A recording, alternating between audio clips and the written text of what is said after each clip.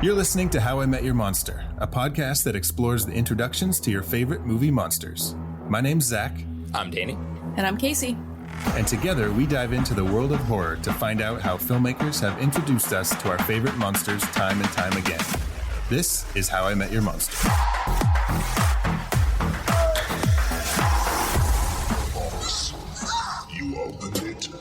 We came. I met him 15 years ago. I was told there was nothing left. Explorers in the further regions of experience. Demons to some, angels to others. Call you Meatloaf!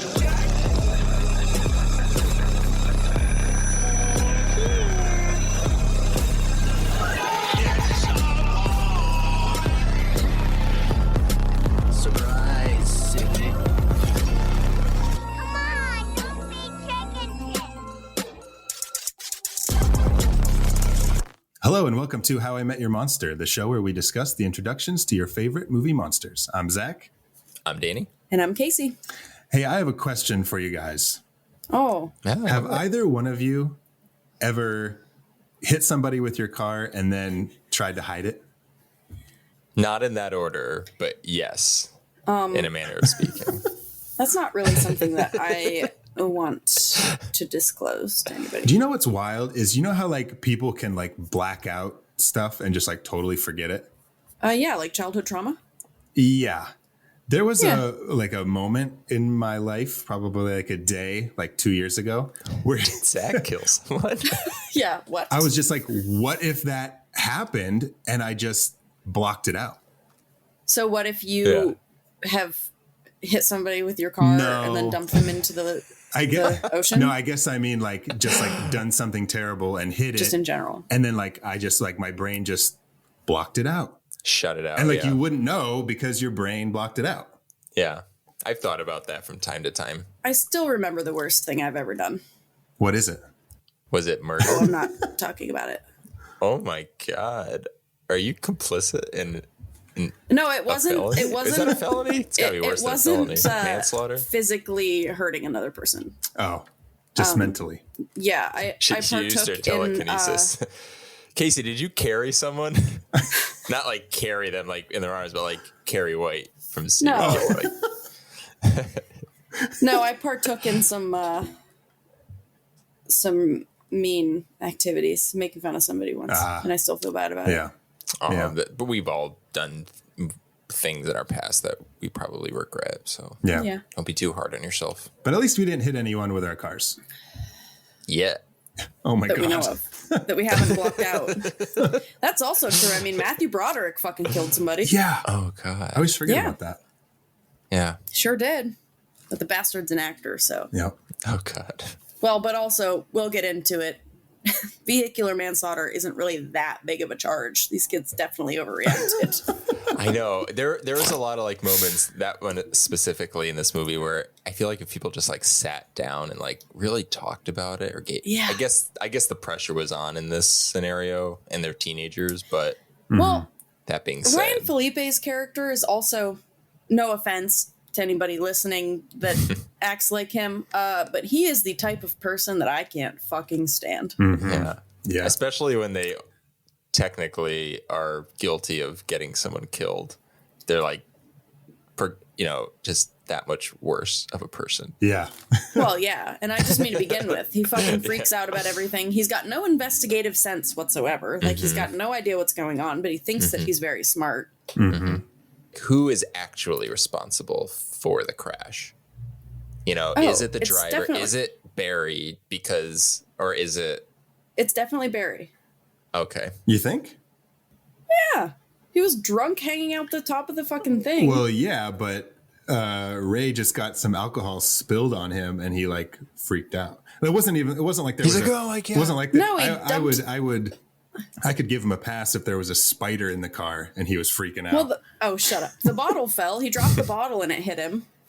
And he just was like, what the heck, dude? Like, Ryan Felipe was drunk or Barry, was drunk and acting like an asshole. Chill the fuck out, dude. Yeah. Sit down. So, all things considered, if you guys haven't noticed yet, I just want to tell our listeners, if you have not seen the title of this episode, or caught on to what we're talking about, the film we are discussing today is I Know What You Did Last Summer from 1997, and more specifically about The Fisherman. Continue.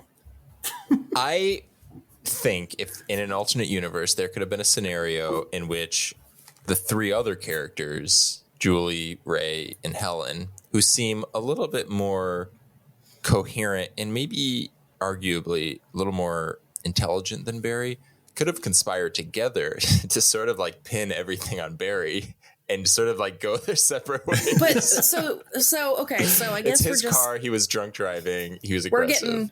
We're getting right to the nitty gritty. Yes, as Nacho Libre would say.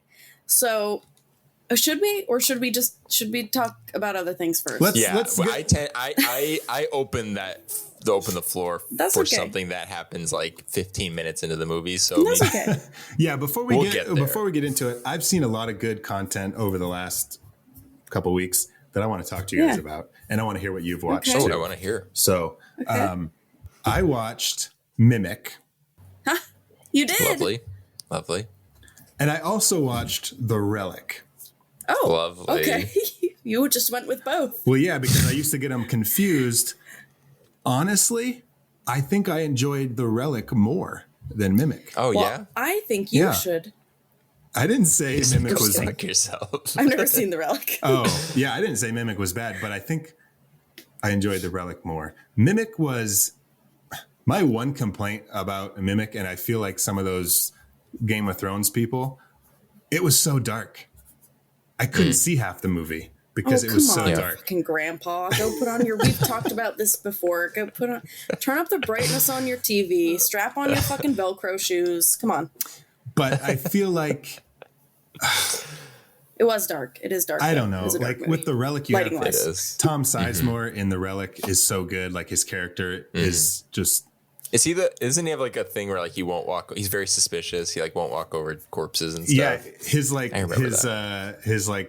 partner guy like always like wants to step over the body like when he's leaving the room. And he's like, don't do that. He's all about superstition. And then when you get into the museum, it all takes place in this museum, and their big new exhibit is all about superstition. And so, and then you've got this monster, this new thing that's mutating into different things. And so it's kind of like part human, part animal, or part like tiger, part reptile. It's like that's right.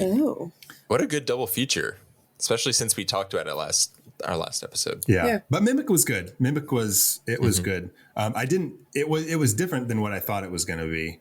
Yeah. Gotcha. In a good way or bad way, or not necessarily either? Maybe a little bit of both. I mean, I'll come right out and say it. I hate cockroaches. Oh, yeah. So me too. That wasn't great. Yeah, but that helps. Yeah, but that makes it otherwise, better. I loved it. Yeah. No, I did feel like I kind of overcame a fear. I didn't really overcome anything, but I like to think that I overcame a fear by watching that movie.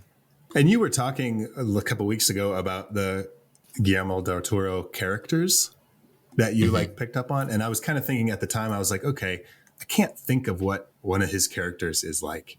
And then I was watching Mimic, and the old watch fixer or whatever he did is he shined shoes.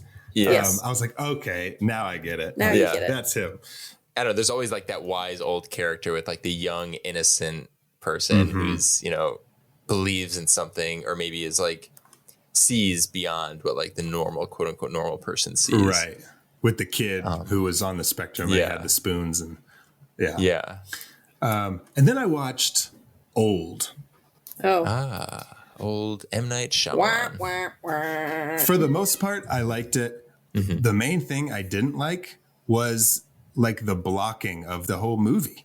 Like they're on the beach, and I never got a sense of where people were coming from. I'd be like, oh, they're over here on this part of the beach.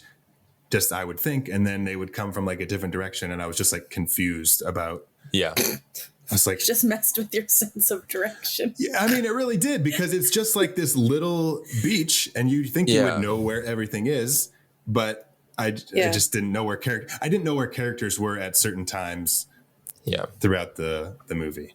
I feel like on one hand, you could argue it's supposed to be disorienting. Absolutely. But at the same time, it's like you have such a small setting and there are such like complex things that they're expecting the audience to sort of believe that it's like ground that, you know, like to your point, like keep that grounded. It'll help us understand that. So I could see why that would be frustrating. Yeah. Yeah. But for the most part, I enjoyed it. I need to rewatch it because I don't remember. I saw it. That was actually one of my first movies back in like, well, I don't know if it'll ever be post COVID, but you know what I mean? Like when we started getting vaxxed, right. I started going. Theater. Right. So I think I was just excited to be in the theater. So I want to watch it again, kind of with a clear mind. Yeah. But yeah, it was good for the most part. Just a few little things. Definitely not M. Night Shyamalan's best, but not his worst either. Yeah. I don't think. What is his worst? Well, I didn't see Airbender, Last Airbender, or the Earth one with Will Smith and his kid. I didn't see those two. But The Happening, I guess. I liked The Happening. Yeah.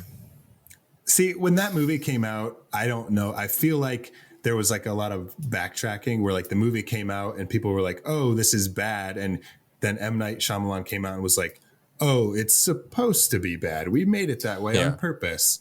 And I think I was just really liked the idea of it. I don't know. Yeah. I don't know. Because it was savage. Yeah, it's a But great anyway. concept, but yeah, that's whether or not the execution really landed. I know that it's been like a big, it's been a bit of a debate. Right.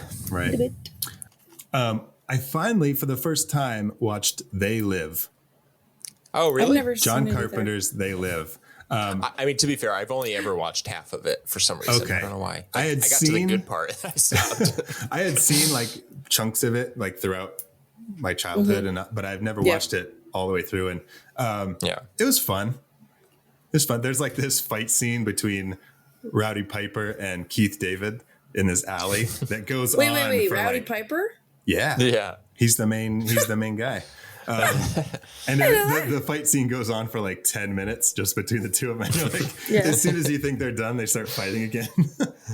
But right at the end of that fight, or maybe it was later in the movie, Rowdy Piper has the best one-liner ever. You think? He says, the world's a bitch and she's back in heat. I've heard that before. Oh, really? I had never heard that before. But it was fun. Yeah. And then finally, I watched the first episode of a new HBO series called The Baby. Have you guys heard about this? Yes, I've heard of about that. I had never heard about it. I was just like going through and I saw the little screenshot and I was like, oh, let's try this out. It's cool. It's fun. I guess it's like a horror comedy. Is it literal horror? Like, is it actually about like? Because I thought I read maybe, and correct me if I'm wrong, but it was something about like her baby's possessed, or she has like the Antichrist or something. Is that what it's about? Well, you don't really know yet, but everywhere this baby goes, like people get killed. Gotcha. But I've only seen episode 1. By the way, whatever I said, that's not a spoiler. I literally am just going off of what I read on Yes. HBO Max. Yes, that's Well, what yeah, it even says. like the poster is like a picture of a baby, and then the baby's shadow is like this big demon thing. So it's good. Okay. It's good. I'm going to keep watching and see where it goes. Okay. Let us And know. that's it, man. It's a lot. That's it, huh? Damn. Let's hear about you guys. So first of all, I've caught up on the boys. Kept caught up on the boys. Zach, did you watch any more? Or just that episode that you texted me about? Yeah, I guess the last episode was where she sat on that dude's face and got off, and then his head blew up. Yeah. Yeah, so there's only one episode left of the season, but I got impatient, so I was like, I watched the entire first season and half of the second season over again. Also not horror, but I watched Everything Everywhere All at Once. Ooh. Oh, yay. Which I know, Danny, you've seen. I have not yet. I'm sorry. I need to watch Oh, it Zach, again. you would love it. I want Yeah, I to need see to it. watch it again because it wasn't like it was very good, but I wasn't like in the mood to watch that kind of movie. Like I should have been crying a lot, and I didn't cry at all. You know what I mean? Mm-hmm. But it was like The Matrix meets Kung Pao. Like Speed Racer. Oh no, not Kung Pao. Kung Fu Hustle. Kung Fu Hustle. That's not what I was thinking. So it's Kung Fu Hustle meets The Matrix, meets Hitchhiker's Guide to the Galaxy, and Ratatouille. Oh, So interesting. Okay. but yeah, it was great. It's very fun for sure. A lot going on, very emotional. It's like it's weird because it makes you feel like every feeling at one time. Yeah, Everything it everywhere really all at does. once. Whoa. Yeah, it Whoa. really does. I watched Satan's Slaves. Okay. That one that your friend recommended, Danny. Is good. It's good. Not my normal cup of horror tea. Okay. But it was good for not being what I normally watch. What's it about? It's about a family. Their mother is sick, and after she passes, they have to try and figure out. There's some supernatural things happening, and they have to try and figure out why. Okay. Basically. Okay. But I liked it because it went far enough. I don't know. It didn't go too far. Yeah. Like, it was still, like, creepy. It reminded me You know of what like I mean? a more intense like take or version of the Conjuring movies. Yeah, because I didn't like The Conjuring because it was just kind of boring. Doesn't to me. quite cross that line Right, of like true yeah. horror. Yeah, so Satan's Slaves definitely like was not exactly scary, but it was scarier than most of those movies to me. So yeah, I did like it. I don't know why every time you say Satan's Slaves, I think of like a Christmas movie. I'm thinking like Santa and Sleigh. Santa's Sleigh. Santa's Sleigh. I think there is a horror movie called Satan's Slaves? something. Yeah, I do. I think there is. I can picture it. I have never seen it, but that sounds so familiar. I also started this Netflix documentary that I think just came out yesterday. This Netflix documentary series called Captive. And I just want to talk, because you know me and my documentaries. You know. So I only watched the first episode. Every episode is different. And the first episode was about the Lucasville prison riots in 1993, which, holy crap, is crazy. It's crazy. What happened? So I don't think I'm familiar. There's like, this prison has like different blocks. I think it held like almost 2,000 prisoners altogether in like 4 different wings or whatever. So there was this group of 300 or 400 prisoners in the L block. And they heard that the prison was gonna they were trying to get them to take tuberculosis tests, so that basically the prison was gonna like keep them in their cells for like 24 to 48 hours to administer all these tests, and like they were pissed about it. So they all rioted and destroyed the inside of the L block prison, like $2 million in damages. They held 8 guards captive for 11 days. Whoa. They killed one of them. They killed 9 other prisoners. Yeah, they fucking like got a hold of an attorney in like Cleveland and had him come down and met with him and was like trying to get him to write like an actual legal document on their demands. And the attorney's like, you don't understand that, like, you fucking killed a prison guard. They can sign this and say that they're fine with it, but legally they don't have to abide by any of this stuff because of all the damage that you guys have done. So wait, they were rioting because wild. they didn't want a vaccine for tuberculosis? It wasn't even a vaccine. So, okay, religion, whatever, but part of it was the Muslims, the Muslims didn't want to do it because the test itself involved alcohol. I see. Okay. Right? But they weren't planning on taking it that far. The rest of the people didn't want to be locked down for 48 hours, and they were sick of like all this other stuff that was happening in the prison, so that was, it was wild ride. Yes, Good it was. Lord. Yeah, it like blew my mind. 2 thumbs up? Yeah, it was really, imagine that. Mm-hmm. Like 300 prisoners. Jeez. I'm surprised it doesn't happen more often, to be honest. Yeah. When you're telling me this and it's like 1993 or whatever, I'm picturing like Natural Born Killers. I know. Like that, that's what I thought about too the whole time I was watching it. Mm-hmm. Yeah. That's, for some reason, that always, I mean, it's just so disturbing at the end of that movie. Mm-hmm. Yeah. That whole prison scene is just, it just feels like a nightmare. Yeah. Yeah, it's very strange. And then I went and saw The Black Phone. Oh. How was it? It was pretty good. It was definitely like well executed, and some of it was really cool. It was really nice to look at too. I love following. That's one thing I love about Twitter is you follow different artists and in this case, filmmakers. C. Robert Cargill, who wrote the script, he's been really sweet on Twitter, just like thanking everyone for watching it.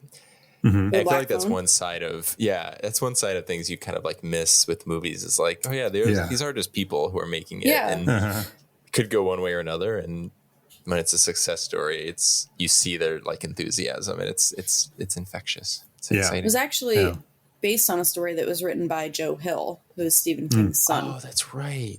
Yeah. Which I didn't know, but my brother went with me, and as soon as it said based on a story by Joe Hill, he hit me and said, Stephen King's son. That's awesome. Yeah. It was cool to see in the theater too, just because like, I mean, it was annoying at one point because people, sometimes they don't shut up. But like there's a jump scare that got everybody in the theater. And it was just so fun because, you know, it doesn't happen a lot. Yeah. That's amazing. All right, Danny. I think good? that's it. I think so. Okay. Well, we had already touched on this. So some of the movies that I'd mentioned that were recommended to me in our last episode, which were Saint Slaves and Lake Mungo. I think I mentioned Lake Mungo. The, Did you watch both of them? Watched both of them. Yeah. Really enjoyed them. Lake Mungo was not what I was expecting. It really, truly does feel like a real documentary, which, again, like you have to kind of go in the same mindset of like when you watch Blair Witch. You know, if you watch Blair Witch pretending it's real, it's terrifying. It is. And it's just like, oh my God, you know, like especially the tent scene with the kids hitting it's so good. But this one also, I give a lot of credit, obviously, to the filmmakers and everything, but the actors, they were just incredible.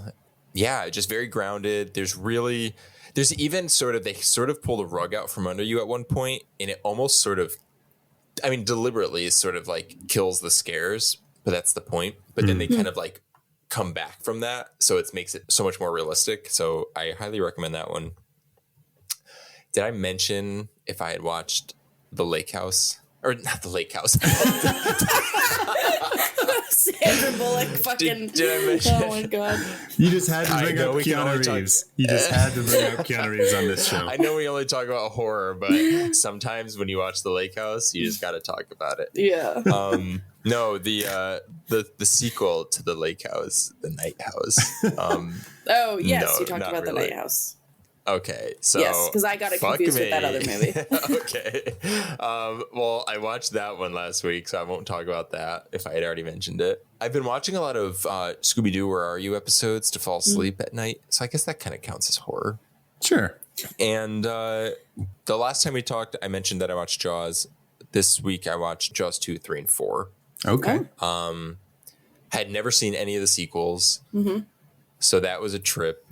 2 was not my favorite.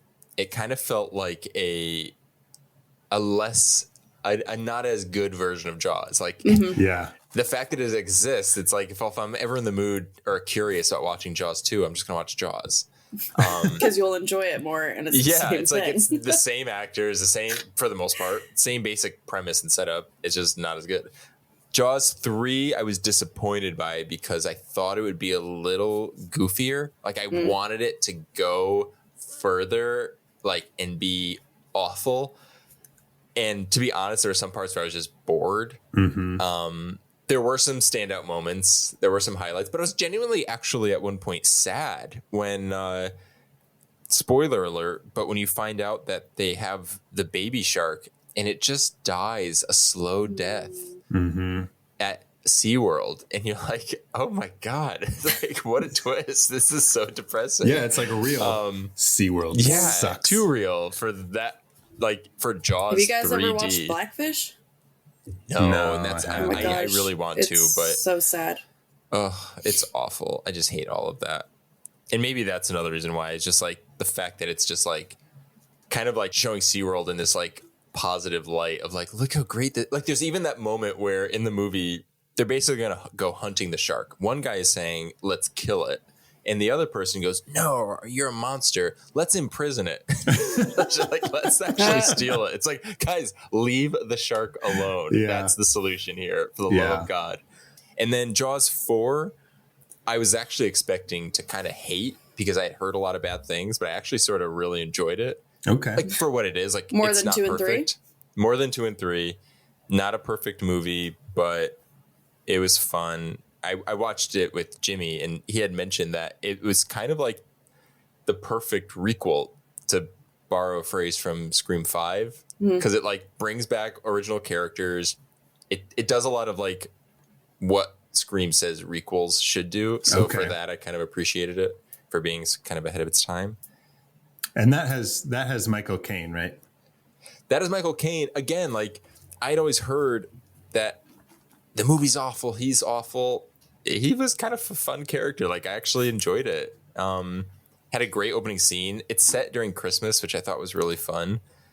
You jump around a lot through like different locations. So like it moves. It does hit a little bit of a lull at the end of the second act, but then it just comes in for this totally batshit finale that doesn't make any sense. And I loved it. Like it's so bizarre. It doesn't make it literally doesn't make sense. But I think that's what I appreciated.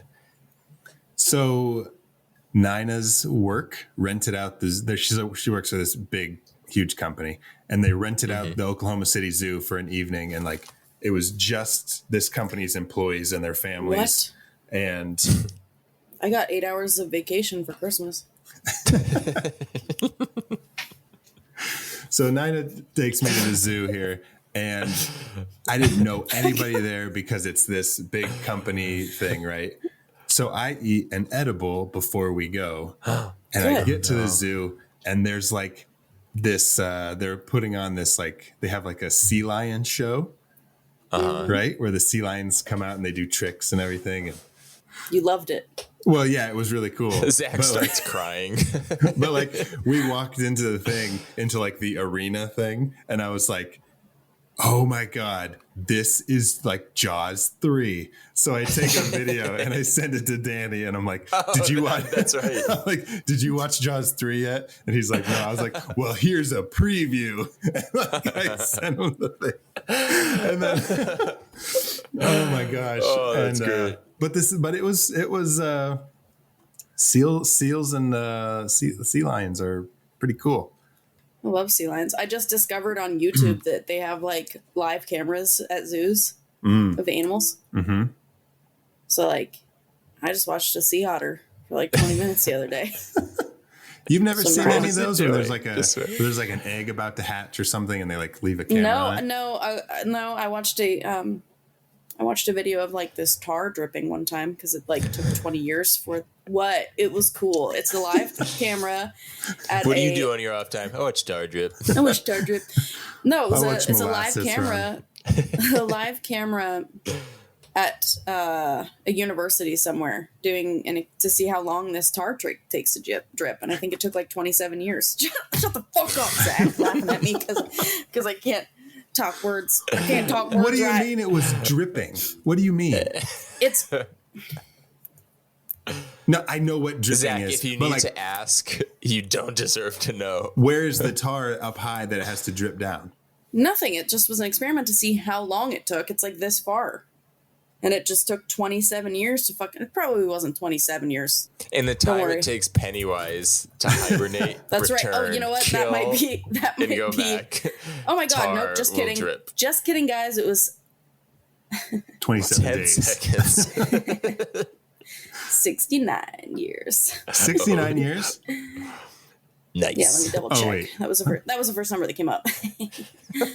So, wait, okay. So it's like a foot drop, right? And you're just, they're trying to see how long it takes gravity to pull the tar down to the bottom. Yeah. And it took 69 years? Yeah. Nice. Wow. Like, Yes. whose job is it to just watch that? I don't know, but Cases. yeah, I mean, like I said, It's like that Titanic it's thing. on where she's like, YouTube. It's been 84 years. it's been 84 years. The tar has Oh finally my dripped. God. I'm so fucked up. I was Googling how long does it take pitch tar to drip, and my search engine is how long does it take a body to decompose in water? Oh my God. Ew.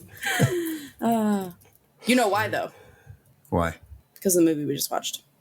Yeah, I was too. Yeah. Do you think it's time to meet our monster?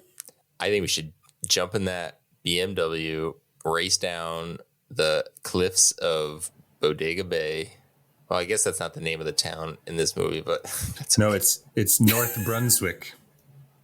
Oh, North Brunswick. Yeah, is it Is it one of the Carolinas? It is. I get excited that they filmed the cliffside, those scenes in the same town that they filmed The Birds. Oh, okay. Okay. I always thought that was a neat little factoid. Yeah. Yeah. Well, let's do it. Let's meet the monster. Let's do it. Let's hit him, meet him, and throw him in the water. And then meet him again when he comes back.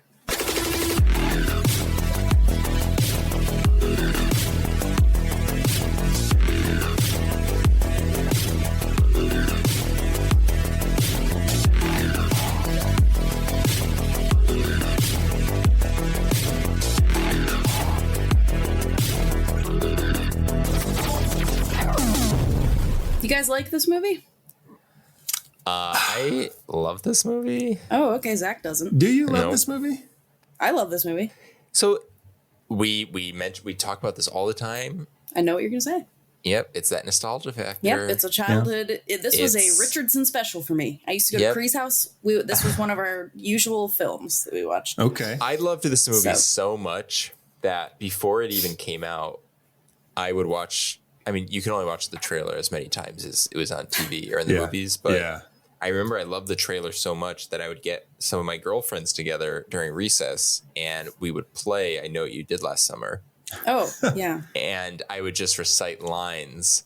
And I would always be, and I remember I would always tell my friend Tony to turn around and pretend you saw something and then gasp really loud.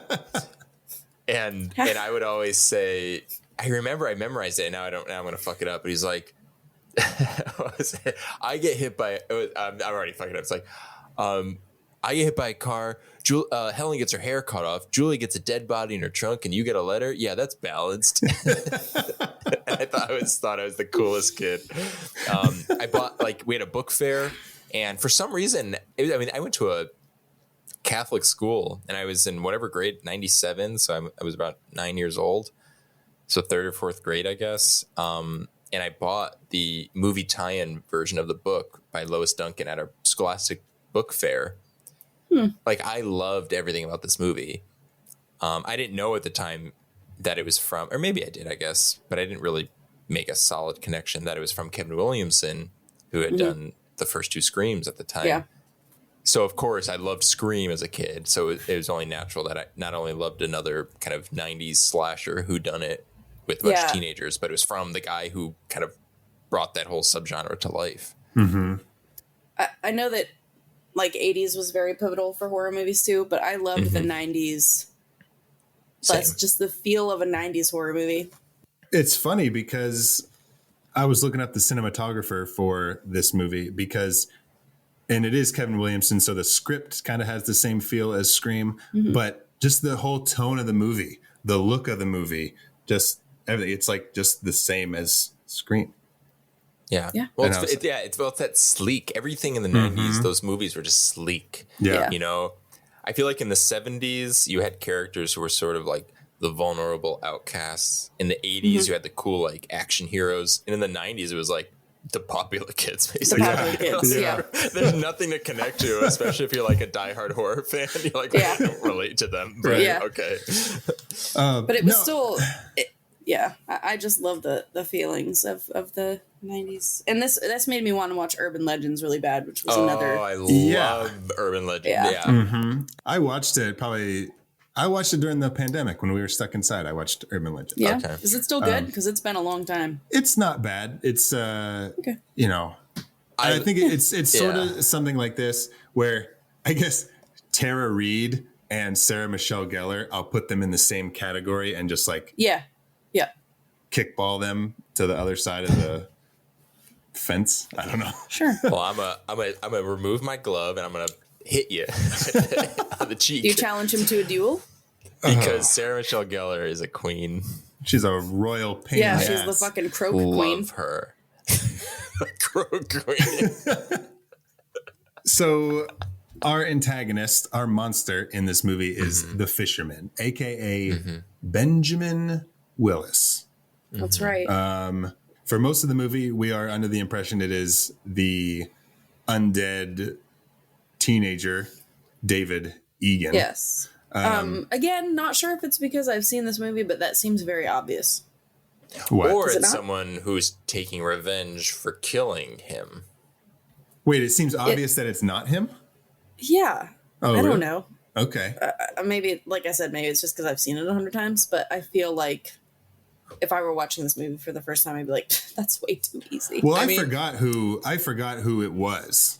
Yeah. Like when Gotcha. watching it, like I've seen this movie a bunch when I was younger, but I like hadn't in a long time, and I like totally forgot that it was the girl's dad. So and who all did that you stuff. think Right. it was this time?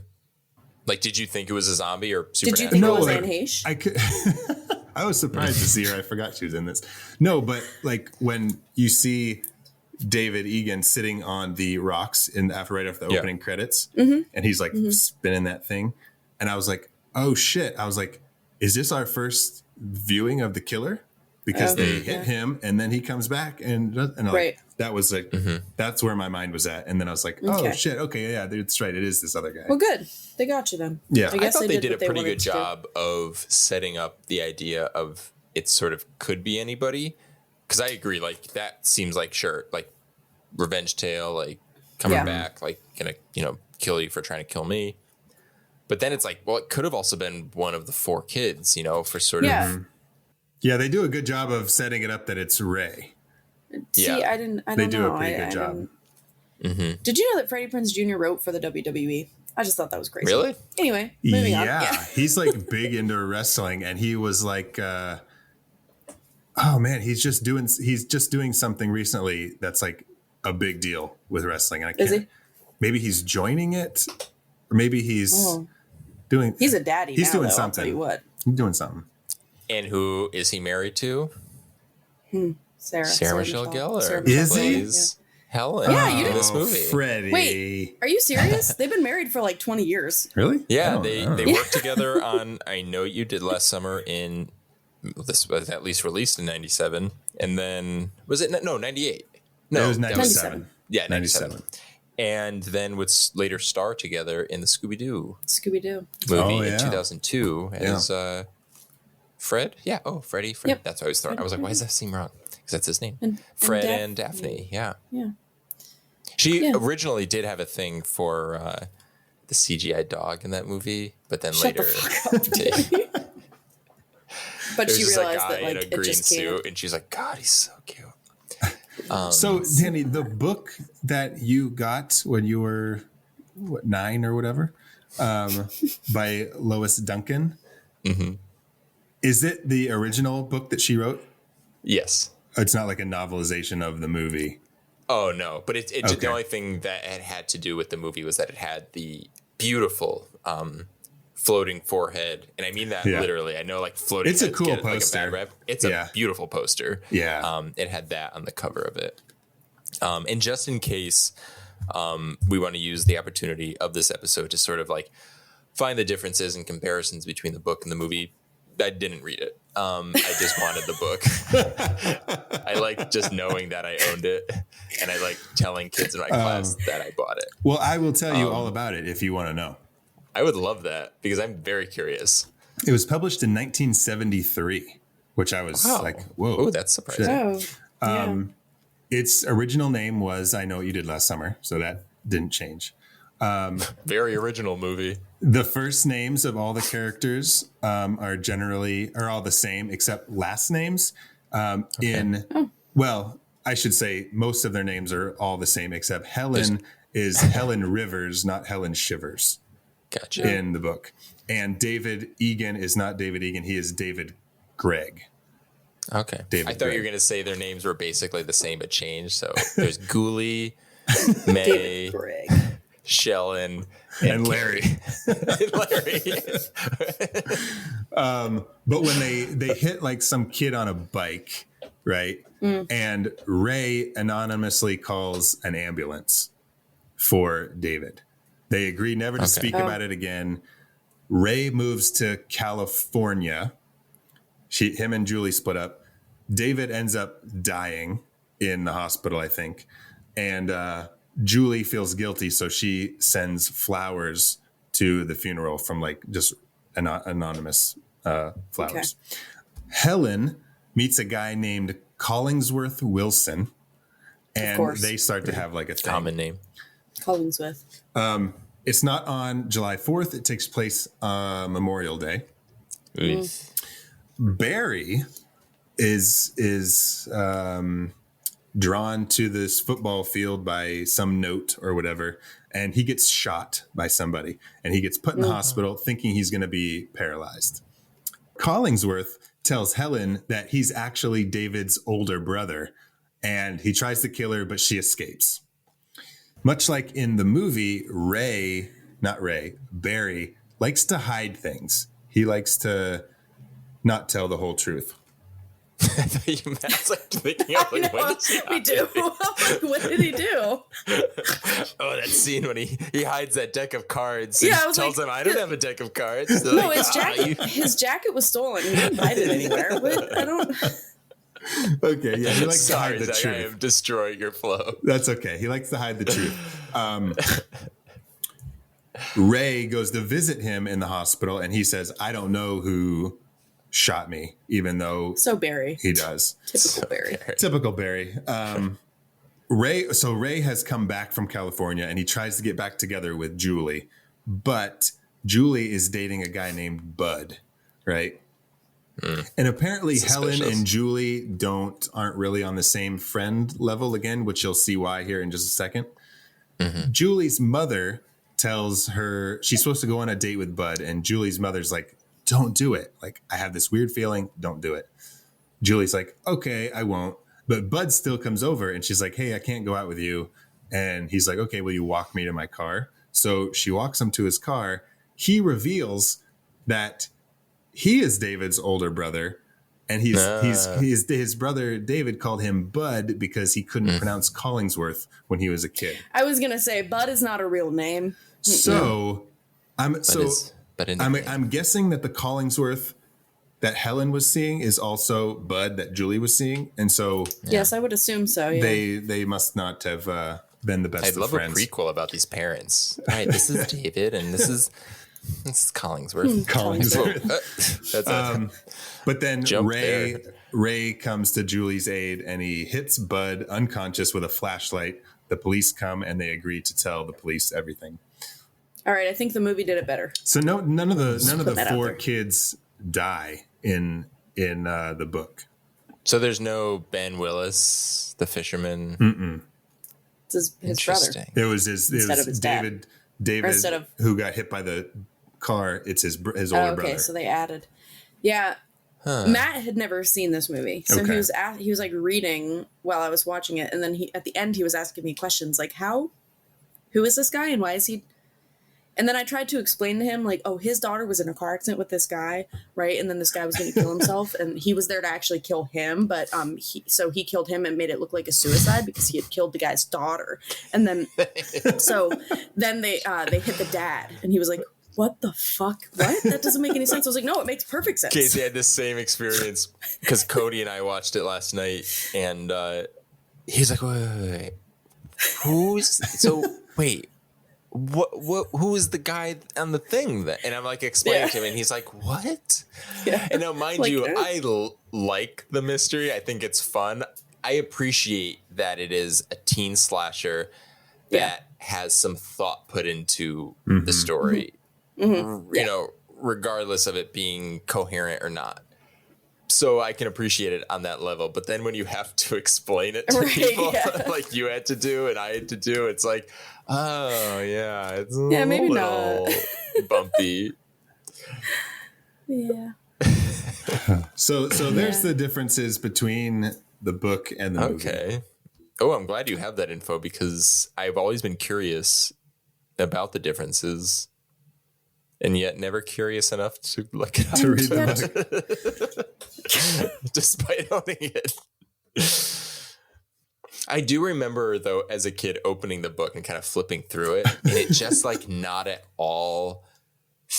I'm like, what? Like, it just didn't feel like the movie whatsoever. You know what I mean? Like the things that they were talking about, the way they. Yeah. Did it have the picture? Did it have pictures in the middle? I don't think so. I used to love those books. And it'd be like a novelization of the movie, and you'd go and like I would go right to the pictures. I'd be like, oh yeah, I remember that. Of course. It's like a little teaser trailer.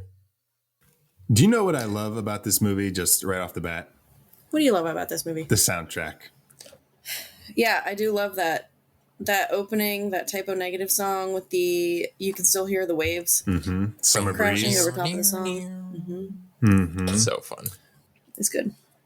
Which I am Typo Negative, in case anybody's wondering. Really? Yeah, I'm a universal donor. Oh, I didn't know Good that. for you. Just like Bob Belcher. Just like Bob Belcher.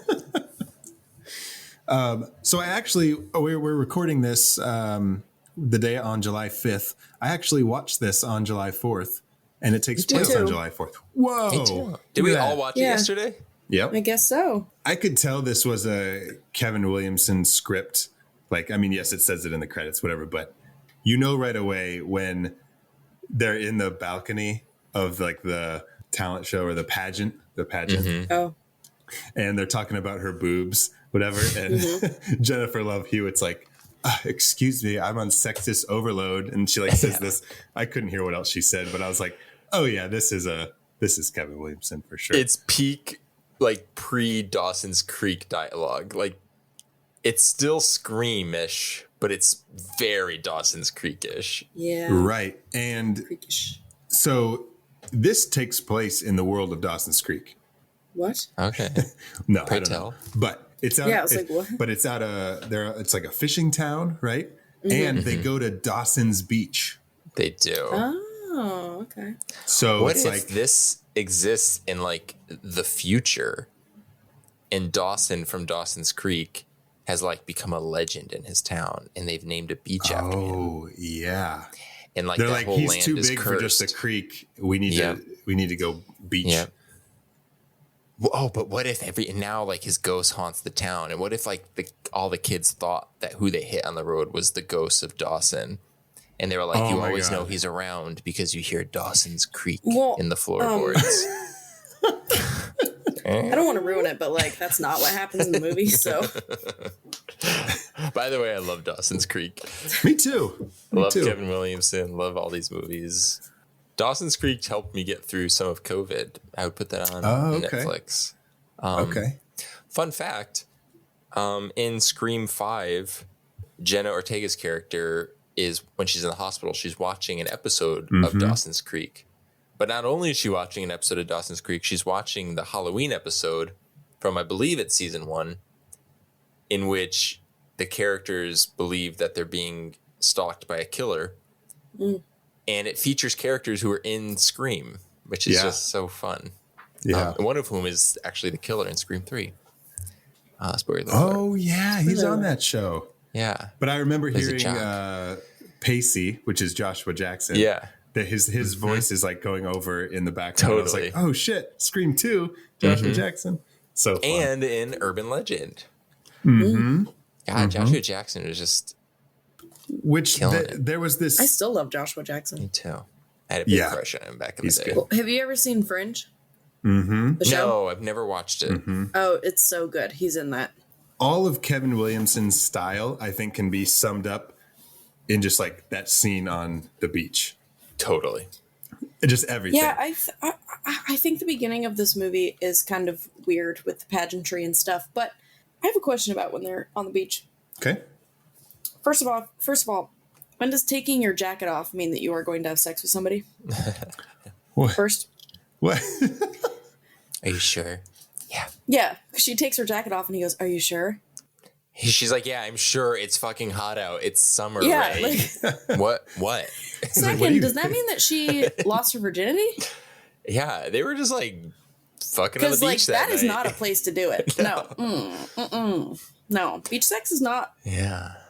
Sand everywhere. That's a salty corn it's dog, not and all that it's is not cracked going up to to feel be. good going in. Did you say It's not all it's. Okay. I don't know what you said, but I thought you said Salty it. corn dog? Yeah. I said what you thought I said. Yeah, it's not a great place to have sex in the first place, let alone lose your virginity. No. And then they go back to the car and it's just like, Yeah. Although you do Yeah, get to kinda. see sort of, because I'm guessing Barry and Helen had been intimate before that, because you kind of see like Ray and Julie have a moment in the car, but Barry and Helen are like, she's over it. She's like, you're so annoying. Like, Yeah. I'm only dating you because like we're the two popular kids in school, and this is not going to last. they're talking about urban legends in the beginning. Yeah. So wait. So, okay. Pacey, Dawson's Creek, Yeah. Pacey, when he goes to college, he doesn't go to college in Dawson's Creek. He buys a boat. He's like on a boat. He doesn't graduate. So he like I goes didn't get on a that far in What? my rewatch. I know. Sorry, Zach. Well, I was going to say that Pacey goes to college and that's his character in Urban Legend. So that means Urban Legend is in the world of Dawson. And if this is in the world of Dawson, then the Urban Legend that they're talking about happens. Oh, because he is the guy who's Hanging strung from up by the rope. Mm-hmm. And it is a scratching sound. It is not a dripping sound. So Correct. who said scratching? Was it Barry? Because Helen is the one who's like drip. Helen Drip. says dripping. Yeah, so it was Barry. So Barry was No, Helen, right. that's the tar. No, That's because the tar takes 69-year-old years. The tar takes years. She's like, drip. 29 years later. Drip. Drip. 29 years later. Drip. 29 years later. People like don't remember. She just like says drip all of a sudden. Like they look at her weird. Like what? She's like, it's You guys relevant. lost me there. I have no idea what you're talking about. You know, Casey. So no. You know. Well, then they hit the guy. Yeah. So he's drinking and they hit the guy. My question is, it's not really a question. Forget that. My statement is So Barry's hanging out the window. The body comes up and hits him, gets blood on him, right? I love in movies, and when I say love, I mean hate. When people are like, you've got blood on you, and they're like, it's not my blood. why like- does it taste different than your blood? How do you know that? Yeah, it's after I like, think I would know my own blood, Julie. Thanks. have you ever like injured yourself and you like All the look time. and you're like, shit, like you see like blood on your hands or something, All and the you're time. like, All the oh time. my god, like where's this coming from? You know what I mean? Frequently. And then I think it's not mine. Yeah. Yeah. Like you find out, you're like, okay, you're looking for your like a cut or something. But he just like automatically, he just like looks at it. He's like, that's not the right color. This is not my blood. I don't bleed. I don't bleed blood. Nobody makes me bleed my own blood. There are several little things in this movie that like really I don't. All right, I just don't get. Let's unpack it. No, like the biggest part for me is later in the movie, when Julie goes to his sister's house. I don't remember Anne Heche's character's name. Melissa. Melissa? She goes there alone. Mm-hmm. And it's very Texas Chainsaw-ish, Yes. like plantation home, and then she's in the backyard cutting up a bunch of animals, and there's like fur everywhere. you And shit, do. right? Yeah. And I don't know why this bothered me so much, but first of all, she says, I know it was a suicide because he left a suicide note. Let me grab it from this weird fucking shed in my backyard with all of these dead animals. Well, she said she had to hide it From who? from the people because they said she wouldn't. Right, but it just so happens that she hid it right inside the door of the shed that she's standing next to. She's like, 1 second, No, Julie. She you picks could up a have put rock it from the anywhere. ground. Yeah, Right, like right. they're not gonna come fucking It's like a searching. long scene. She puts, it's just like in real time, she puts on like scuba gear, dives into the lake. Julie's like, what's happening? They're not going to actually come and search your home. Put Yeah. it in your fucking nightstand, Yeah. bitch. Okay. Or burn it. First of all. Second, Throw it away. Put it in your Or just pocket. put your name at the bottom of it and be like, I wrote that. second, she had to hide it, right? Okay. All it said was, "I'll never forget last summer," Yeah. which is not a fucking suicide note. No. That's like And the if name anybody, of a mixtape. you could plaster that on the wall, and the insurance company would have no idea that it was a quote unquote suicide note. The insurance company's like, we're going to give you more money for that, actually, because we don't get it. Why was it quote unquote hidden in this weird dead animal shed? And second, why did you think it was a fucking suicide note? Yeah. And don't defend this, Zach. I see the look in your eye where you're looking to figure out a way to defend the fact that it said, "I'll never forget last summer," and it was a suicide note. Well, yeah, because it wasn't. Well, she thought it was clearly because he was. 'Cause she's an idiot. Because he was blamed for Susie's death in the car crash, and so Ben made it look like Ben killed David, thinking it was made it look like a suicide, and so the suicide note says, "I'll never forget last summer." Basically, I can't live with myself. Here we go. Bam, But it was also suicide note. not in. Does she not know her? Would you know your sister's handwriting if you saw it? Me. Yeah. Maybe. I would know my brother's handwriting. Yeah. First of all. Second of all, again, what? She's stupid. I could see both. I'm gonna play the ref here. I could see both sides. But either way, even if she did think that it was a suicide note, if she thought it was a suicide note, what in her stupid brain would think that the fucking insurance company would think that that was a suicide note? I also, so I am An very... insurance company would never, it doesn't have his name on it. What I It wanna doesn't say, know- "I'm sorry." It doesn't say, "I'm taking my own life. I'm jumping off the cliff. I'm so sorry about what happened last year." Nothing. I want a prequel story about, because I am very like, I don't understand how insurance companies work in regard to like how they investigate after a death or suicide. Are there like agents who will just like rip open all of your shit and like No, that's what I'm saying. investigate each? They're not going to search your Yeah. home. If it looked like a suicide, they're not going to search your home. That's a good point. Fucking suicide note. I could see both. I could see that Danny. it makes sense as a note because it's saying, like Zach said, it's kind of like it's maybe he was too distraught to like indulge in the details, I guess. But that's not the But point. on the same point, it could. I mean, The point is the insurance company would never think that. And why was it in the fucking dead animal shed? to be Yeah. okay.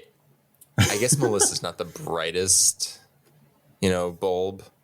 Yeah. She's not the sharpest. She's tool in the a shed. member of She's the not the Sawyer sharpest family. tool in the shed, in which she held, in which she hid But the letter. And then I do like that they called each other Jody and. Do you know I Angela. never put it together that I mean, I didn't that's either, what they but- were referencing? Yeah. That they had mentioned. Oh my God, Sounds of the Lambs and Murder, She Wrote. Murder, She Wrote. I just thought that they were pulling those names out of their ass, and I'm like, oh, okay, that's cute. Yeah. They're actually referencing the characters. Duh. So, rewinding back to before the fit that I had over this quote unquote suicide note that I will continue to say quote unquote about. Okay. It's fair.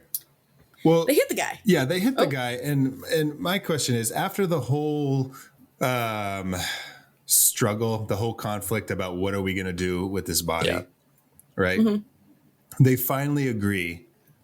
Well, Ray says, the current's really strong. The undertow will probably take him out to sea and he'll just be gone. Yeah. Great. That sounds like a good plan. Then why did they drive him to a dock with the calmest water ever and then just drop him down?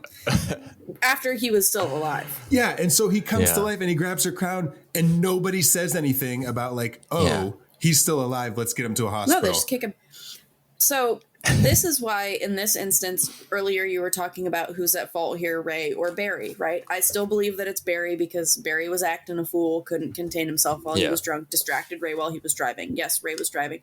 Ray hit the guy, and Ray and Julie basically were both on the same page as far as let's try and get help, let's call the police, whatever. Barry is the one who convinced them to do something otherwise. So regardless of whose fault it was that the man was hit, it's Barry's fault that the man was put into the water. Totally. Yeah. Yeah. Why did the three sober people listen to the drunk guy? Such a good point. Because he's Drunk, terrifying. abusive. So yeah, like I was talking about earlier, his character is the type of person that I hate, right? He doesn't have any fucking rational thoughts in his head. He goes off the cuff, like, emotions, you know what I mean? He doesn't think about things before he acts. He's angry all the time, whatever. But that being said, Ryan Felipe is really great in this movie because he's pretty fucking scary. Yeah. He's I would say one of the strongest, I mean, I think they all do a great job, but like in terms of performances, he sells it because he sells it in a way because he's so abusive, aggressive, but also manipulative. So much so that by the time we revisit the characters a year later, he's still a dick, but he does kind of have kind of an arc in which like he and Helen do sort of connect on a little bit of an emotional level. He uses his aggression as like being a protector, I guess. But like, that's not that big of a leap, you know, like he didn't really absolve his sins of the past, so to speak. Yeah. So I mean, anybody, but that performance like tells us like, I still buy it. Like, I am sad when he dies. Like, I think they look sweet together, but I forget him. He makes me forget that like he's a terrible monster. Yeah. Yeah. Yeah. And again, like, first of all, the guy was alive. If he would have lived, obviously the charges would have been less. And a vehicular manslaughter charge in general, if Ray was driving, he was sober, blah, blah, blah, blah, blah, like, it would carry a felony charge, but you would do like 4 to 6 years in prison. Yeah. And Barry said, and I quote, "We're going to fry for this." Yeah. And I guarantee you that they are not going to give you the death penalty. Yeah. For rich kids living on the coast, they're going to be fine. Especially because Barry can afford fucking, what's his name? O.J. Simpson's lawyer. But Ray was not a rich kid because he was worried about that. He was He's just like, acting. I don't have the money. My family doesn't have the money to get me out of this. That's a good point. Yeah, there was the element of fear that was just sort of leading them to make really shitty choices. Yeah, ultimately. they weren't thinking. Again, if he didn't die, it would have been even less of a charge. I have a question. Okay, so this kind of like forces us to kind of jump to the end and unpack a lot of things. But we've already addressed the fact that the killer is Ben Willis, the father of Susie, who that night murdered David Egan as the revenge, you know, like it's a revenge killing for accidentally killing his daughter in that accident a year prior. And he just so happened, at least we're led to believe, just so happened to kind of stumble in the road that night and get hit by the car that these 4 kids were driving. So the idea is that Ben Willis there's something wrong. There's like a screw loose in his head. He is not a good dude, even from like the get-go. At least that's kind of like what I assumed. He's just a little cuckoo. Yeah. You know, the fact that he goes and kills this guy, like he's a killer. So it just made me wonder, like, with that whole like setup for the movie with them hitting him, like what was he doing crossing the road? Was it just random? Was it intentional? Was he like trying to get hit as like, because it just felt so. And also on top of that, when he was hit, was he faking his death? Or was he actually conscious during that? And was he like, I'm going to kill these bitches? Like, well, that, you know, brings up a good point because how did he know to target these 4 people? Yeah. Right. So he like, must have been just a psychopath? Conscious when he was laying there and heard everything. Totally. Or. Well, yeah. I mean, he also, when he grabbed her crown, it was obvious that she was the Croaker Queen. So it wouldn't really be that hard to figure out who she was. Right. And who her friends were. But then he also goes after Max. Right. And so he knew. Which I forgot that Johnny Galecki was in this movie. Like, didn't even. That's a great performance. And so he would have known that Max was there because they say his name. Right. And so he must have been conscious on the road there, little listening. Yeah. And that's, I guess, what makes me wonder, like, what his. I don't know. Like. Well, if you go. So in the second movie. Which I've just been reading about. I haven't seen. I think I saw it once. I saw it actually a few months ago. I used to watch that one all the time too. You find out that Ben Willis murdered his wife earlier in the timeline. Right. Okay. And then he had his 2 children, and so he was already a 2-time murderer. Murdering bastard. I don't know. 2-time murderer. Yeah, so I guess he is just. I guess maybe regardless of whether or not, maybe him being hit wasn't intentional, but maybe he was like, "Oh, got another excuse to fucking kill some people." Exactly. That's what I was wondering. Like, is he kind of capitalizing on this? Yeah, like, is he that psychotic? Yeah, because why would he? What would be the benefit of getting hit by the car? Yeah, right. There's even if you're psychotic, like why? Yeah, because he could have tormented them anyway. He could have tormented them something anyway. On the nose, like his daughter was hit on that road. He just killed the guy who he thought was responsible. Then he gets may hit have by just a car. been walking down the road to pay his respects to his daughter. Yeah. You know what I mean? Because they were swerving and shit. That's true. Well, no, he was there to kill David Egan.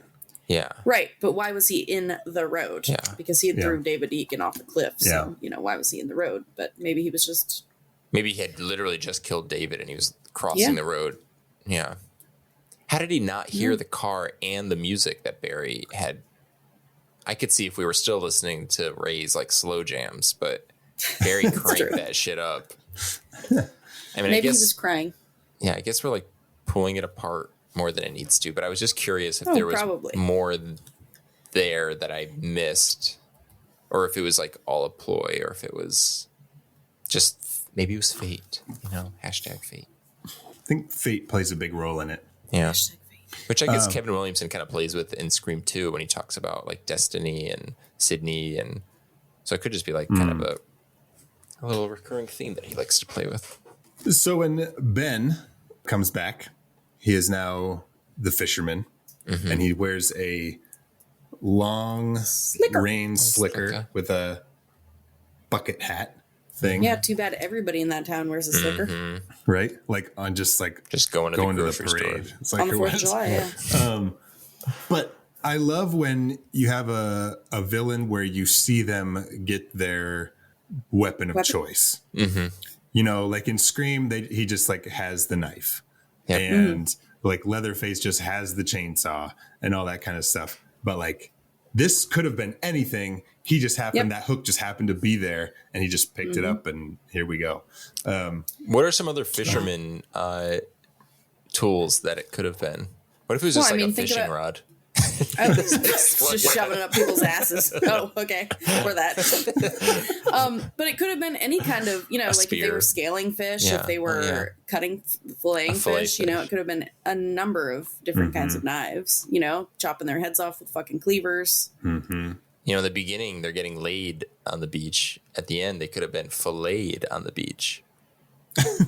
If they had. Nice. What if he shucked them like clams? He just like cracked them open. That was his plan. And then he saw the hook and he was like, that option's Clam easier. shuckers are really sharp. Could have used that. Like go right into the mouth and just like crap. I was thinking about just stabbing. Well, I wasn't thinking about doing it, but I've been thinking about shucking people. But the first time the first reveal we get of him as the fisherman coming in, like he's like in the steam and you like barely see him. Yeah. And then you get that awesome kill where he just hooks him right in the chin and like pulls him up and slams him back down. And you're just like, oh shit. Yeah. Okay. Yeah. That's the thing is like in retrospect, when you rewatch and you know who the killer is, you get sort of, you meet the monster technically in the road when he's hit. So you almost feel like it's like the origin story of the fisherman killer in this movie. Like you kind of see it, and then it's not only a reveal. It's like you said, like through the steam. It's like this epic moment. There's so much build up. It's coming, but it's also kind of like the suspense is kind of drawn out, and he finds his weapon and everything. Yeah, yeah. What a great build up, great moment. Part of me, iconic. When you find out at the end that it's Ben Willis and he's just like in his normal clothes and you just see him as a guy. Yeah. Part of me like wanted that to be the whole thing. Like I wanted him to like be more of a character in the movie. And then it's like, oh, it turns out, the killer's Ben. I'm with you. I don't know. Like I could have like the whole mysterious and the whole like slasher aspect of him in his slicker and he's got the cool outfit and the hook and everything. That's all cool. But I almost would have liked it if it was just like there was no mysterious, like, you don't see the killer. I don't know. You want to meet your suspects, so you want to be able to play along. You know, it's like, but that's the thing is a lot of people have slickers. So they're suspicious of a lot more people. You know what I mean? Like they're able to be suspicious of a lot of different people because of that. Yeah.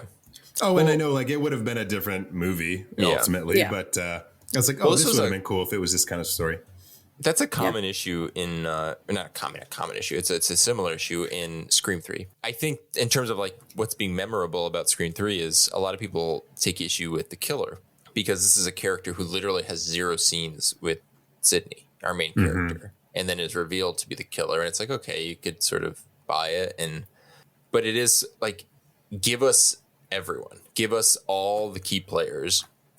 Don't just like kind of pull them out of, stage left at the last moment and then just reveal them. And then it's like, okay, I guess you did sort of give us a little bit of context about who they are, but we've never seen them. So it could have been anyone. Yeah. So yeah, I agree with you. Were you guys satisfied beyond what we just said? Are you happy with who the killer ended up being for the most part? Yeah. Or would you have liked to see it go a different direction? I don't know. I don't know if I take issue with who the killer ended up being, or like the whole finale seemed out of place. The thing, it is a random person because they were not connected to that person at all. Right. You know what I'm saying? So it could have been anybody. It just so happened that his daughter was killed was in an accident with somebody else.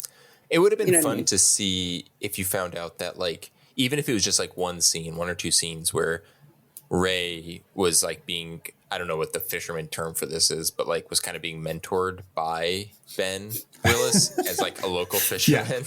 You know what I mean? Like he's just like a guy, and like he took him in. Ray maybe like lost his father or something. Like he was working for him? Yeah, he's just like a guy. So like then you could be like, oh, I see. That's how he sort of got in. Yeah, I guess like you actually wish he would have been part of just a little, their just lives. a smidge just more. a little bit, just some kind of connection. Like he went out of his way to do it, and then give us like the usual suspects. Yeah, give us the suspects. Yeah, and maybe maybe you're right. Maybe it is like I've been sort of conditioned to sort of expect that. And because it wasn't, it's like... But because they do the same thing in Urban Legends, too. Like, we were talking about that movie a little bit earlier. Like, everybody in that movie, you know? Part of the reason I think maybe it felt disconnected for me is because, number one, you don't... it's this Ben Willis guy who you're just like, okay, out of the blue. But also, he's in a totally different outfit. Yeah. He's like, doesn't have the slicker on during the finale. And I don't know, it just seemed that had to happen.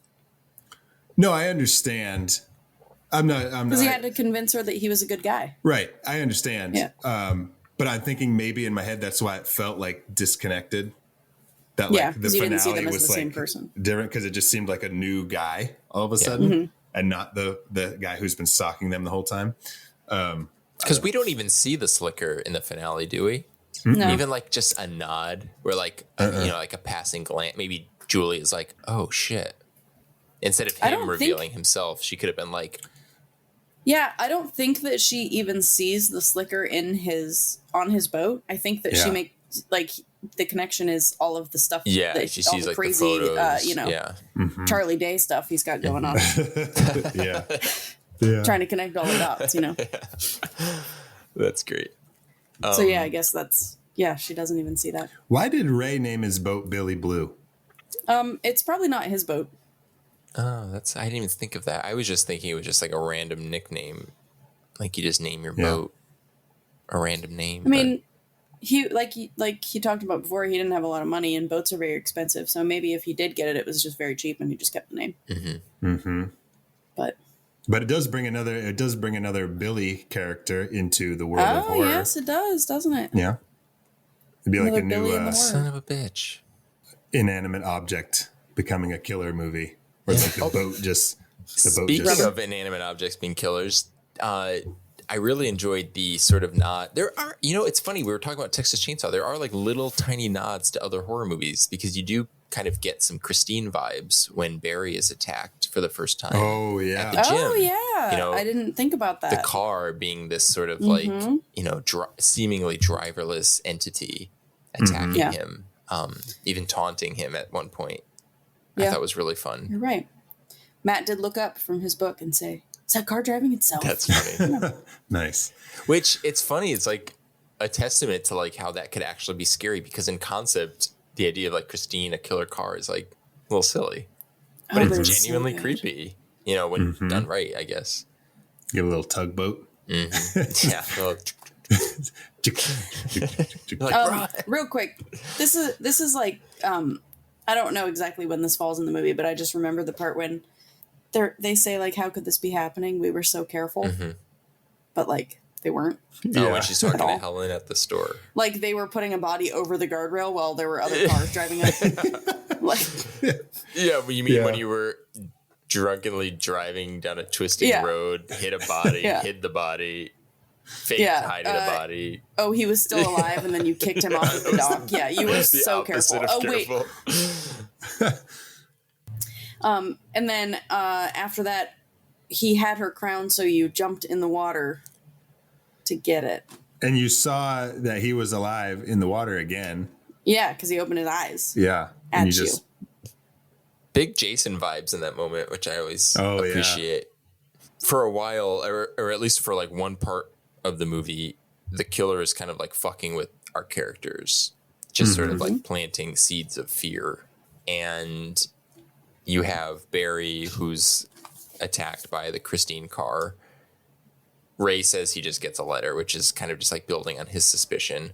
Julie finds Max's body in the trunk of her car, which is so cool. So with all the crabs. Yeah, I love the body play in this movie. A lot of fake corpses. I love that he keeps them. Yeah, but then you have that great scene with Helen where he cuts her hair. Yeah, and does a kind of a great job. Yeah. The whole setup is great. He does. She ends up with a very nice haircut. Really, like he just nailed it. Yeah. You know, he's walking down the hallway. You see her drinking her Diet Coke, and you're just like, okay, they're gonna meet. But she comes down the hallway and he's gone, and then you just see him on like the last two stairs. Go into her room. And you're just like, oh my god, because the whole time you know he's in there, and they. I almost wish they didn't like focus on the closet for like that little push in. But still, it's so like you wouldn't know exactly. It's like, oh my god, like he's in there, and you're just like, and then the scene just ends, and she goes to sleep, and you're like, what? And then it's just even creepier because he was in there all night. Yeah. You know, what's even creepier is the blatant product placement in this moment. We're literally just watching a commercial for Diet Coke as she's just like, she drinks an entire can of, not only does she drink an entire can of Diet Coke, she pours a little bit into her glass, takes a sip. She does that. She's we really get like the essence of the flavor in this scene. She pours some more, she drinks some more. She's just literally inviting the killer into her house to sort of like find a place to hide. As she's enjoying, as she's just selling a product.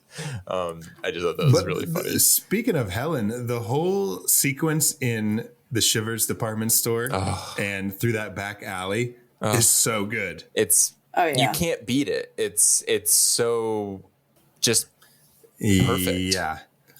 I think my favorite part of the entire movie might be when he's carrying her sister's body. Oh yeah.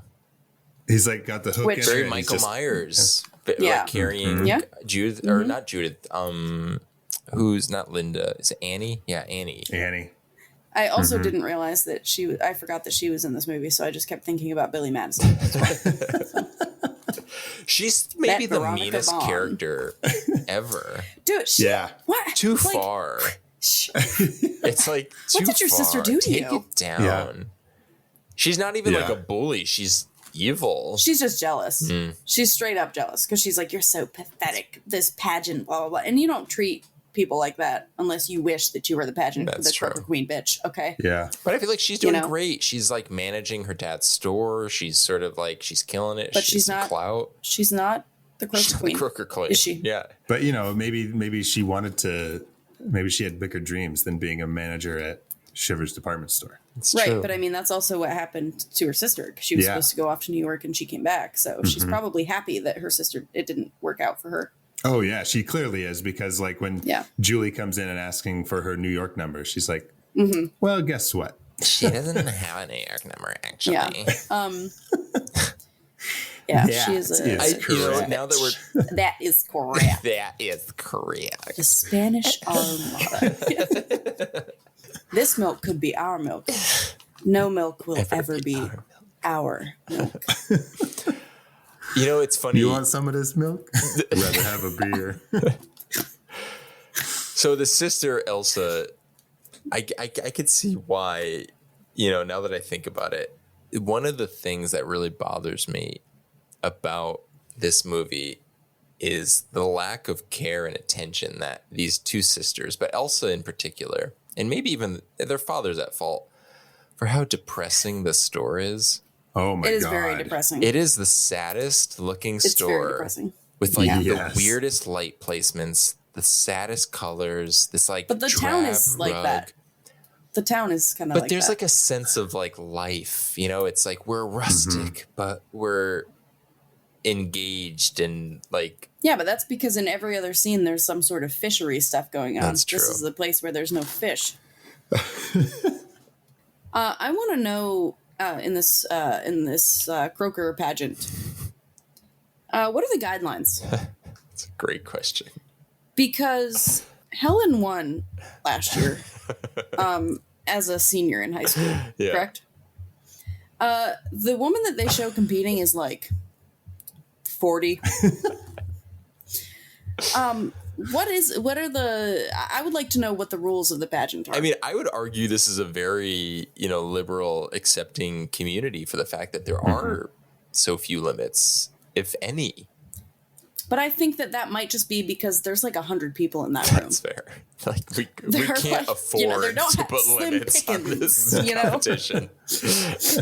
Like we don't have room for not doing that. Or in the beginning, it was so funny because Barry's like, "Yeah, that's my girl. That's my girl." That's and I'm like, "There's nobody there." Nobody gives You're a fuck. literally talking to her. Yeah, like It's your there's like parents in 10 the crowd. rows. 10 rows of chairs in this room. Nobody fucking here. Like, is this whole town? There's nobody. You guys all know each other. You're all cousins. Yeah. Those are all your ex-girlfriends in the crowd. They don't care. Yeah. I thought that was funny. But after the 40-year-old woman is singing terribly, might I add. No offense, but if you're getting ready for a pageant, prep. Come on. You need to prepare. But then after that is when he gets buried. Mm-hmm. Ooh, one of the most frustrating scenes. It's a great scene, but it's the way that the locals behave is so frustrating. Yeah, why did they hold her back? Yeah, why? I don't know. What was the point of that? I don't get it. It would be like, think about, you're in a situation where you see somebody being murdered and you're yelling about it and the people are like, there's a fucking pageant going on. Be quiet. Yeah, they're like stopping her, being like, whoa, you can't leave. Like, you're part of the show. Like, get the fuck out of the way. Yeah. Yep. Yeah.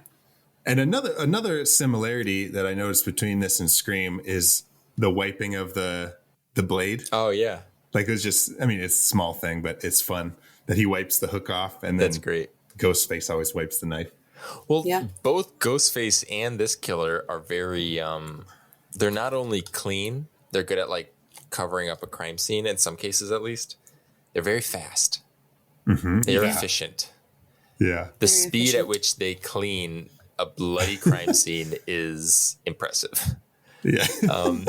I do love that they even kind of poke fun at that in Scary Movie when they do the Barry, quote unquote, Barry death scene. And then it shows them like they're like, well, what happened? And then you see in the background is Ghostface like mopping up blood and like has like a body bag like dragged away. Before Barry's dead, before they do that whole thing in the performance, when she's in the Croaker Festival Queen like float, just like going down the street, and Barry's just sort of like chilling on the fish float and just like keeping an eye out. So he's looking for suspicious guys dressed in slickers, and he ends up like noticing who is ultimately like actually the killer, and he like goes, it's like that epic chase scene, and then he tackles this guy down, flips him over. The guy's not the killer, But my question Right. is, how did he not know that was not the killer? How does he know that it's not? That's what I'm saying. yeah. Like, you don't know. Right. Like, you have no idea who the killer is. Like, what if, like, that? It could have been I any. wish that guy is the killer at the end, and he's like, you had me. And Barry's like, damn. They could have put Ben in that part. Yeah. And it could have just been like a double, like, Yeah. fake up. Like, Because how would you know? It'd be like, oh, you're not him.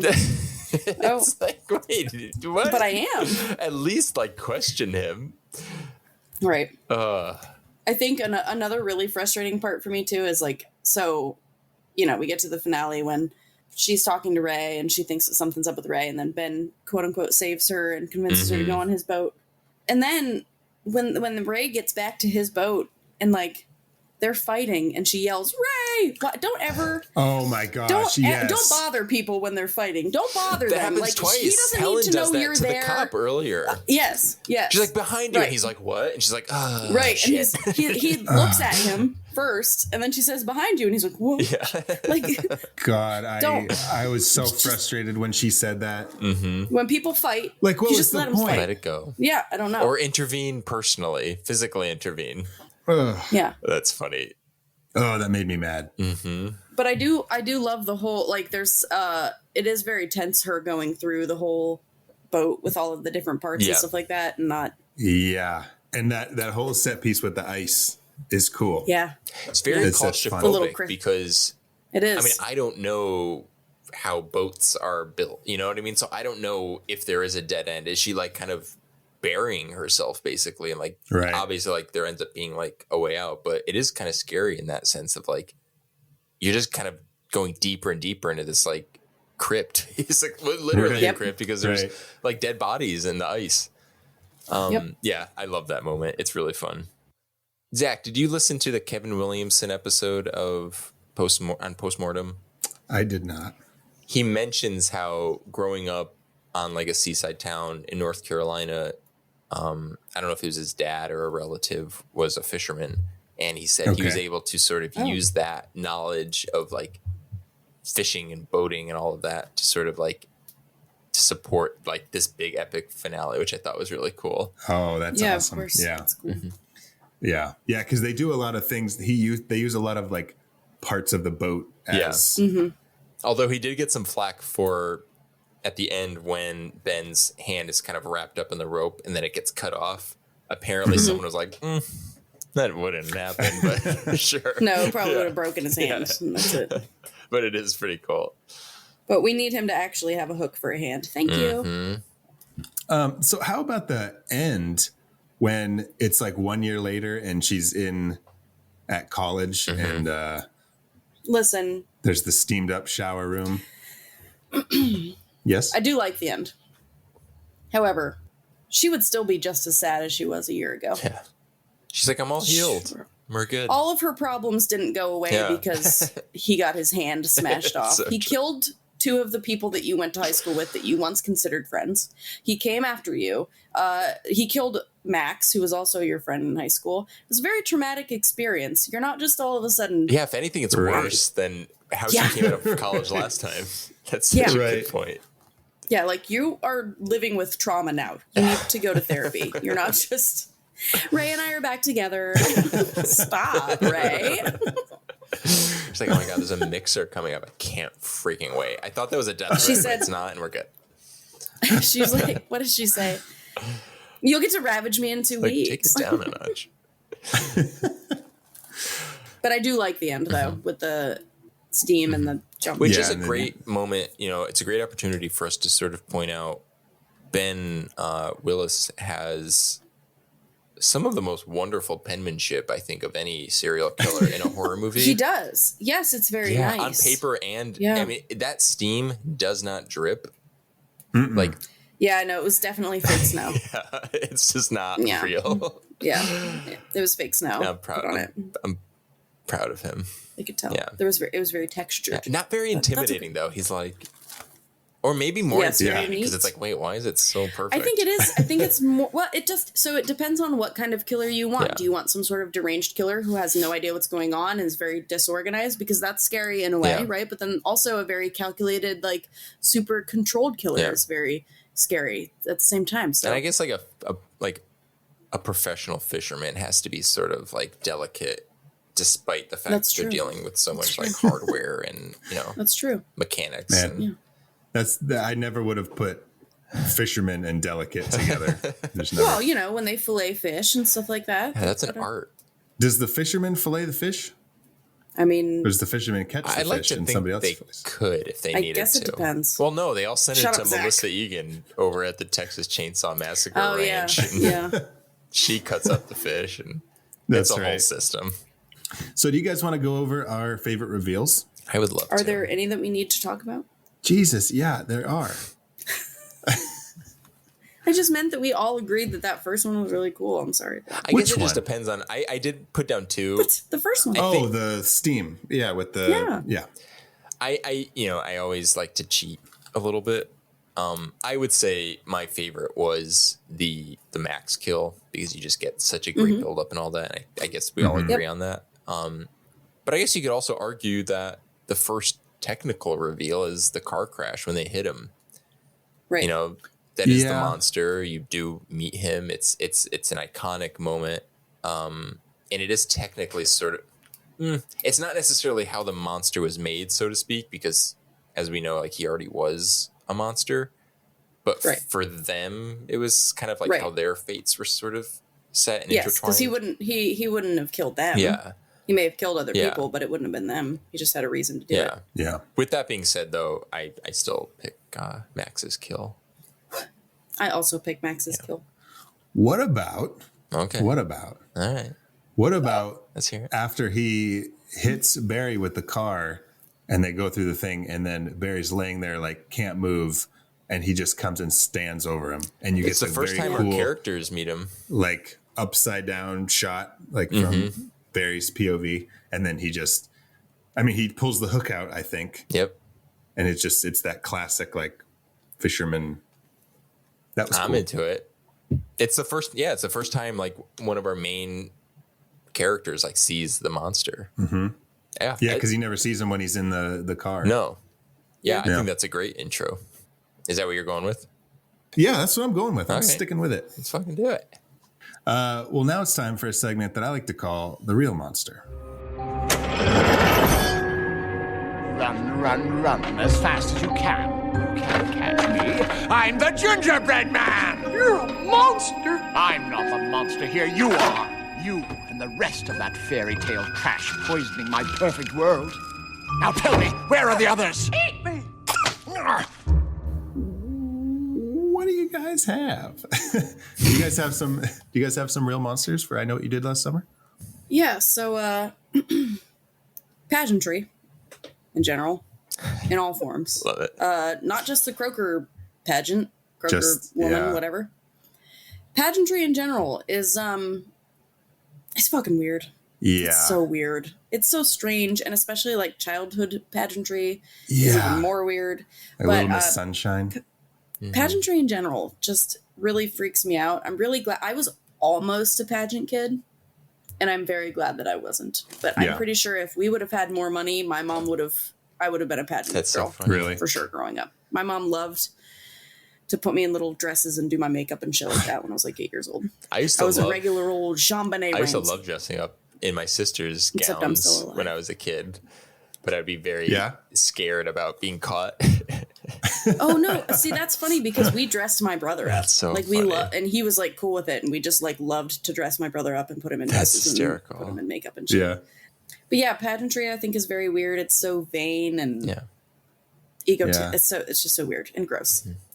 And also fireworks, just because I fucking hate them. Yeah. Yeah, they're loud, they're annoying. I don't like loud noises. My cats don't like loud noises.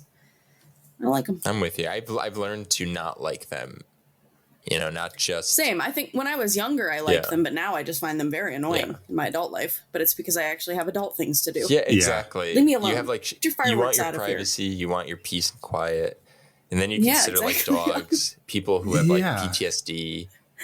Yes, I've thought about that too. Well, there's that great scene in Born on the 4th of July with Tom Cruise. I've never seen that actually. Oh, really? Yeah. There's this great scene where he's like, because he's a Vietnam veteran and he's like at a parade and he's all dressed up in his uniform, whatever. And they're sending off firecrackers. And every time one goes off, he like flinches and he like, and it's just like, he knows what it is, but still every time that bang happens, he flinches. Oh yeah. I had an ex that did that. That's horrible. Man.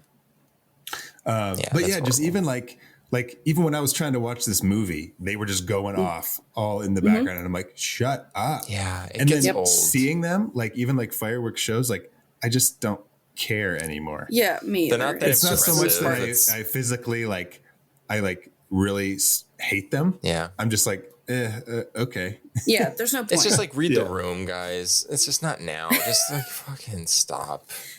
Danny, what about you? I have a few Real monsters. Let's see. I have, which I already mentioned, the Shivers family store just being so lifeless and sad. Like, right. I just feel like Elsa as a character could have been so different if she just put some effort into like her well-being instead of like just ripping apart her sister. Because clearly all she has is her family. She literally works at a family store. It's like, come on, like cultivate that, like work on that. Right. All the parents in this movie just kind of being very aloof and distant and not playing a role. Yeah. You know, you have Barry's mom who's just like clearly not paying. Like they literally show her just on the phone, and Julie's mom. And then like the fact that a parent is the killer. I'm just curious like what that says about like teenagers. I would say Julie's mom tries a little bit. She does. In the only That's scene fair. that she's in. But That's fair. all the other parents are absent. That's fair. Yeah. The guy I mentioned, again, all of these things we had already mentioned, but the guy who holds on to Helen when she's screaming when Barry's getting killed. If you watch that, it's like he grabs her immediately, the second, and then he doesn't let go until the cop intervenes, and you literally watch him. He finally just like lets go. So he was holding, physically like grabbing her the whole time. Just him, just this one guy. And then my last one is Julie screaming Ray's name at the end, and then him getting hit. I would say if I had to pick like my number one real monster is the guy who's holding up to Helen. Yeah. Just hands off, buddy. Hands off. I mean, Barry could have been saved. Like literally, she was telling you where to look. If everyone just took a second, looked up, you would have seen murder happening. Right. But so my real monsters are drunk drivers.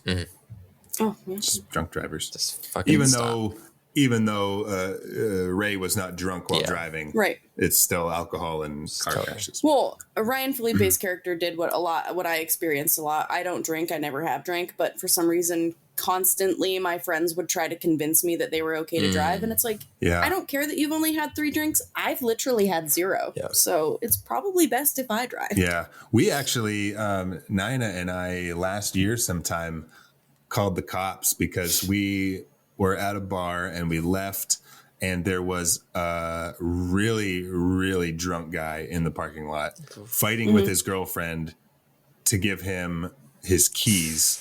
And she's like, not doing it, whatever. And they got into like this screaming fight. And me and Nina kind of just like, we didn't want to get involved, but we kind of just stayed. Well, you there. got to see something, say something. And like, we just kind of stayed there and like watched to see what was going to happen. And the guy got in his car. Somehow he got the keys back. He got in his car and he drove away. oh my god! And he like peeled out of the parking lot, and then like she peeled out like behind him, like in her car or something to like try to catch up. Man, and so drunk people. we called the cops and we were like, "Hey, just so you guys know, this guy's on the road. He's headed this way." And we actually followed him because we were just going the same way.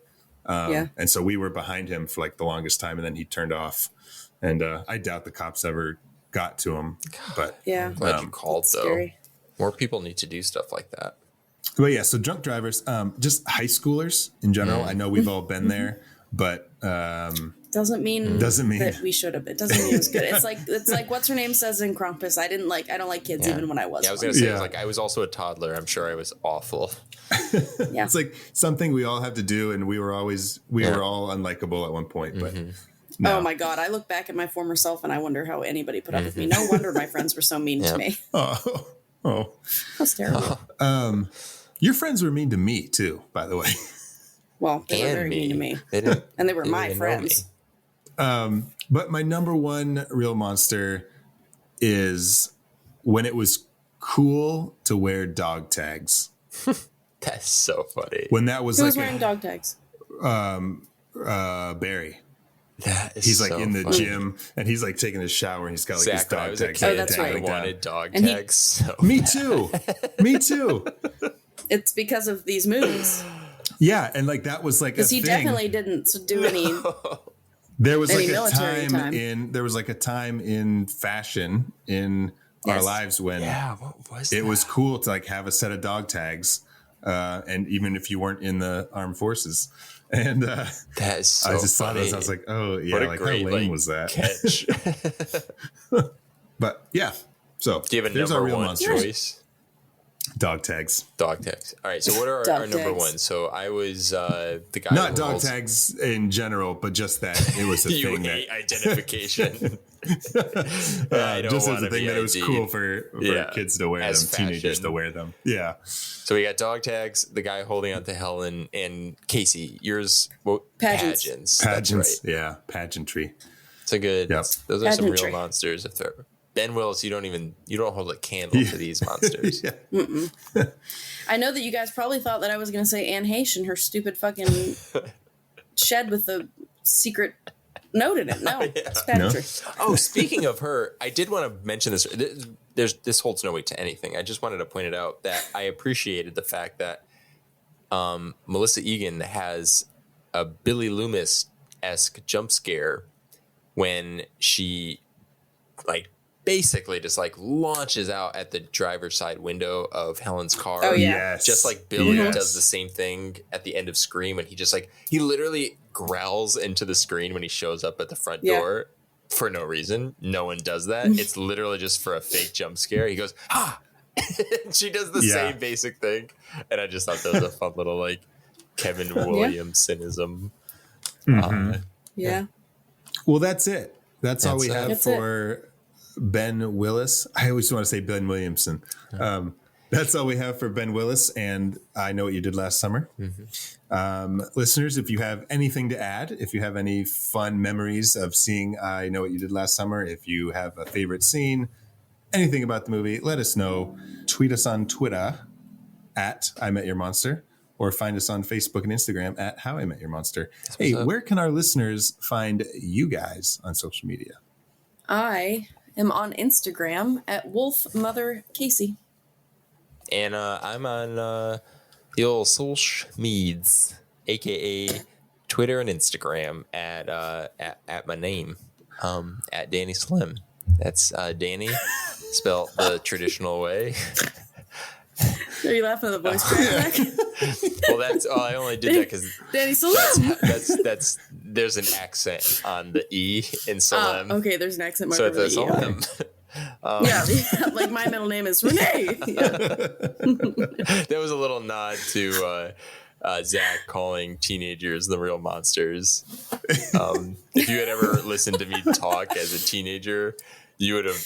It's like nails on a chalkboard. It was just like, oh my gosh! It's like, wait, you can't control that at all. It's really just doing that's that. very funny.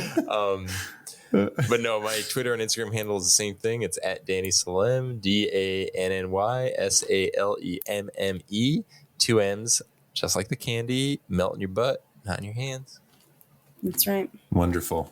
We should test that. We should. No, I test it every episode. I put M&Ms in my butt. They never. Oh, while we're recording. They never melt. But you say they do melt in your butt, not your hands. Time. Oh, okay. You can find me on social media at Zach Quinsick. So make sure to join us next episode where we will leave the docks of North Carolina and venture to the piers of New York City as we discuss Jason Voorhees in Jason Takes Manhattan, with special guests Matthew and Nathaniel Barber. Very exciting.